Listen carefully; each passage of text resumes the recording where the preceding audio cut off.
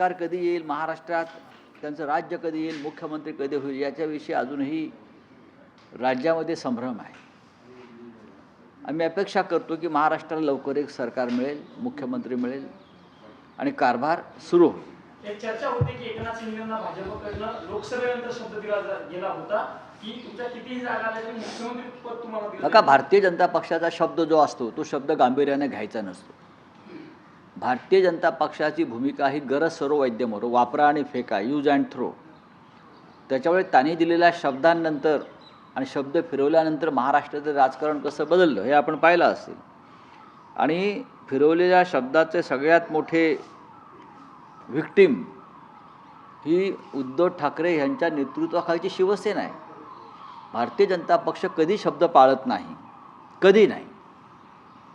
मग तो शब्द खुलेआम दिलेला असो, बंद दाराआड दिलेला असो, बाळासाहेब ठाकरे हिंदुहृदय सम्राट यांच्या खोलीत दिलेला असो, प्रधानमंत्र्यांच्या खोलीत दिलेला असो किंवा अमित शहांच्या कार्यालयात दिलेला असो, असे कोणते शब्द पाळणं हे भारतीय जनता पक्षावर कधीच बंधनकारक नसतं.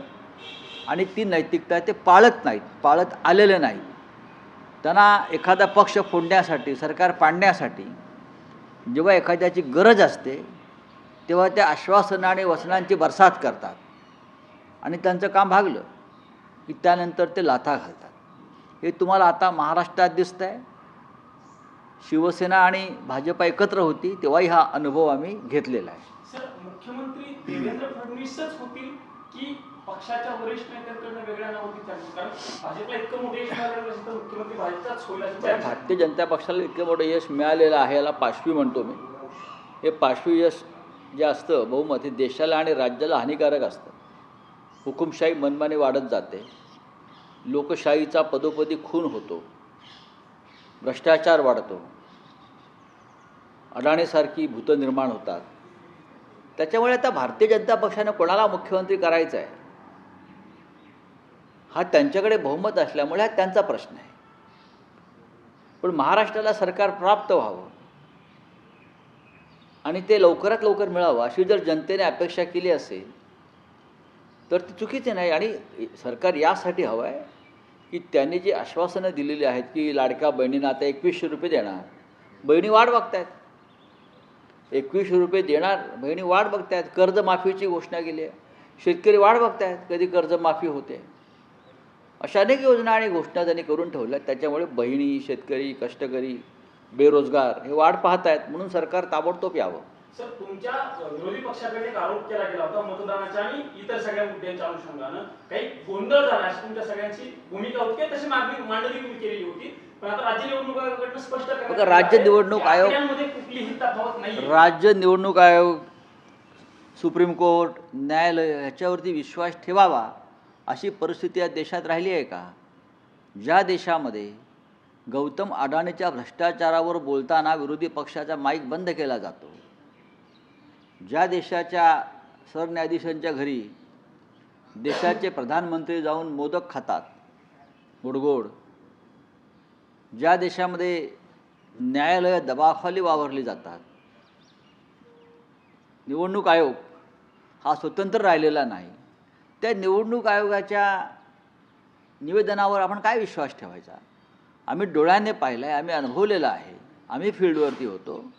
निवडणूक मी कालच एक माझ्या एक्स माध्यमावरती एक ट्विट केलं आहे. महाराष्ट्रातल्या एका विधानसभा क्षेत्रामध्ये गुंडांच्या टोळ्या कशाप्रकारे मतदारांना रोखत होत्या दहशतीच्या माध्यमातून, त्याच्यावरती निवडणूक आयोगाचं काय म्हणणं आहे? हे राज्यात ठिकठिकाणी झालेलं आहे. यंत्रणेचा गैरवापर हा राज्यात इतक्या ठिकाणी झाला आहे आणि त्याच्यामुळे मतदानावरती प्रभाव पडलेला आहे.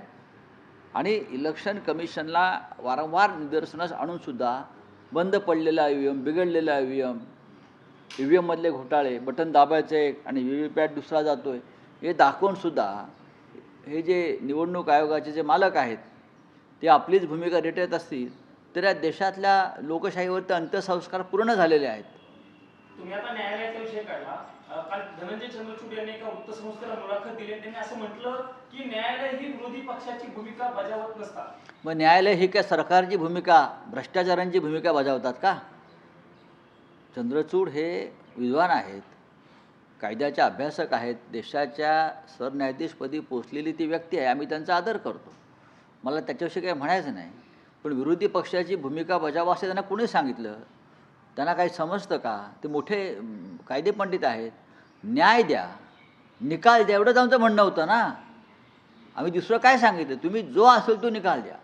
त्यांनी पक्षांतराला मुभा मिळावी अशा तऱ्हेनं खिडका दरवाजे उघडून ते गेलेले आहेत. कधीही कोणी पक्ष बदला, सरकार पाडा, देशाच्या सुप्रीम कोर्टाची जबाबदारी होती. घटनेचं, कायद्याचं, संविधानाचं, नीतिमत्तेचं रक्षण करणं हे सर्वोच्च न्यायालयाच्या मुख्य न्यायाधीशांची जबाबदारी होती. आणि जर आम्ही ती अपेक्षा केली असेल तर त्यात चुकलं काय?